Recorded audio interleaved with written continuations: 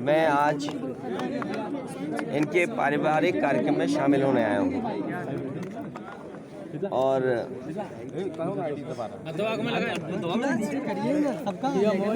शादी का और पारिवारिक कार्यक्रम में मैं शामिल होने आया हूँ और बधाई देने आया हूँ परिवार को।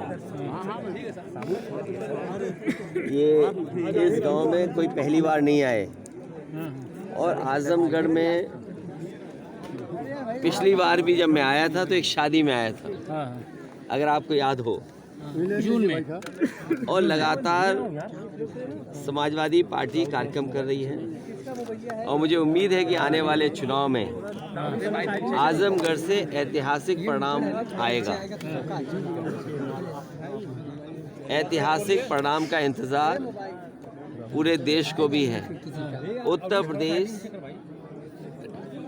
आने वाले चुनाव में सबसे बड़ी भूमिका निभाने जा रहा है और मुझे उम्मीद है कि जनता निर्णय लेगी और भारतीय जनता पार्टी का सफाया उत्तर प्रदेश से होगा। इसीलिए कई बार इस बात को समाजवादियों ने भी कहा और गठबंधन की तरफ से इस बात को कहा गया कि उत्तर प्रदेश से बीजेपी को हटाने का मतलब है देश से बीजेपी को हटना। 80 हराइए, बीजेपी हटाइए, इस नारे पे समाजवादी लोग लगातार काम कर रहे हैं। 80 को हराने के लिए क्या तैयारी है सर? पीडीए ही एनडीए का मुकाबला करेगा। पीडीए ही मुकाबला करेगा एनडीए का। और जो पिछले वादे किए हैं भारतीय जनता पार्टी ने, किसानों की आय दोगुनी होना, नौजवानों को नौकरी और रोजगार मिल जाना, आज कम से कम इनको बताना चाहिए कि इतने लोगों को नौकरी दी है इन्होंने, इतने लोगों को रोजगार मिल गया है। और आप में से बहुत सारे साथी होंगे,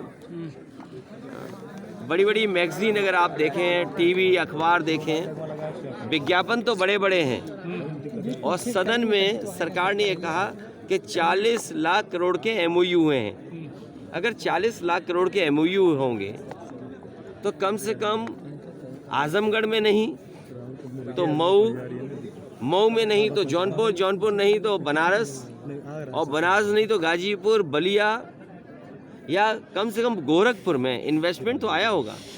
40 लाख करोड़ और on the floor of house कहा मुख्यमंत्री जी ने कि 40 लाख करोड़ के एमओयू हुए हैं और उद्योग लगने जा रहे हैं। जिस सरकार के 2 साल यूं ही गुजर गए हों, तीसरा बजट आने वाला हो और उसके बाद ज़मीनें चिन्हित कर रहे हों कि हमें जिलों में ज़मीनें चाहिए तब इन्वेस्टमेंट आएगा, तो जिस सरकार ने तैयारी नहीं की, मुझे नहीं लगता है कि इन्वेस्टमेंट आएगा।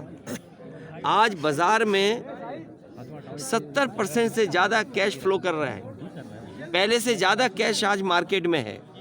जिन लोगों ने ये कहा कि नोटबंदी होने से भ्रष्टाचार खत्म हो जाएगा, आपने, हमने, सब ने तस्वीरें देखी हैं और मैं धन्यवाद देना चाहता हूं तमाम अपने यूट्यूबर्स को, चैनल के लोगों को, जिन्होंने झारखंड में जो पैसा पकड़ा गया उसकी तस्वीरें, उसकी वीडियो दिखाई।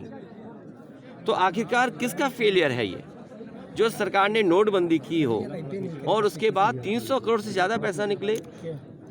इसी तरह उत्तर प्रदेश में याद कीजिए कि इत्र व्यापारी पे निकला था पैसा और आरोप ये सरकार ने लगाया कि ये समाजवादियों का है।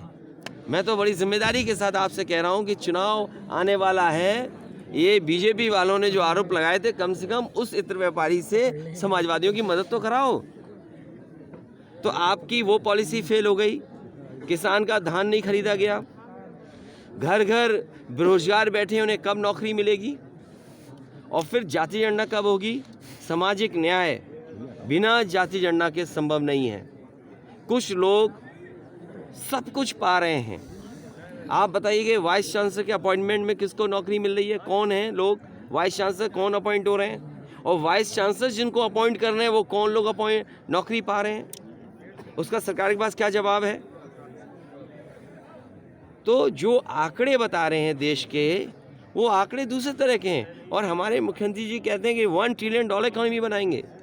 अंग्रेजी में तो इसलिए बोलते हैं कि आपको समझ में नहीं आए। जैसे उन्होंने कहा ज़ीरो टॉलरेंस कानून व्यवस्था में, इसी गांव के आसपास, इसी विधानसभा के आसपास दूसरी विधानसभा में बताओ एक राजभर की बेटी के साथ क्या हुआ? क्या जीरो टॉलरेंस इनका जीरो हो गया कि नहीं हो गया? और केवल एक घटना नहीं, आप पूरे उत्तर प्रदेश में देख लीजिए कितनी घटनाएं हो रही हैं। और जब एनसीआरबी का आंकड़ा आता है तो उसमें सबसे ज़्यादा बेटियां, माताएं, बहनों पे कहीं अन्याय हो रहा है तो उत्तर प्रदेश में हो रहा है। और फिर आप ये क्यों भूल जाते हो? अभी शहीद हुए हैं लोग, हमारे फौजी शहीद हुए, और जब शहीदों का शरीर आया, पार्थिव शरीर आया, तो अधिकारियों के निर्देश ये थे कि उस कॉफिन को खोला नहीं जाएगा क्योंकि उसके अंदर कुछ था ही नहीं। और फिर हमारे आपके रक्षा मंत्री कहाँ गए?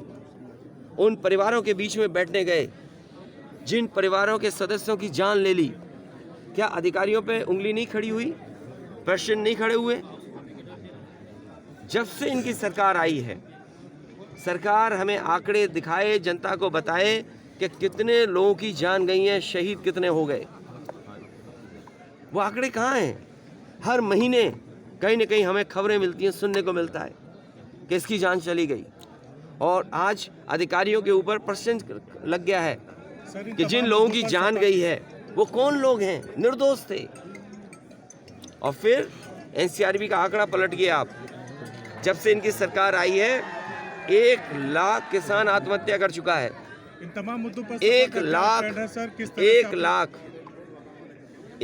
लाख किसान आत्महत्या कर चुका है। तो ये तमाम वो सवाल हैं जो समाजवादी पार्टी लगातार जनता के बीच में ले जा रही है। हम अपने कार्यकर्ताओं के माध्यम से जनता तक पहुंचा रहे हैं।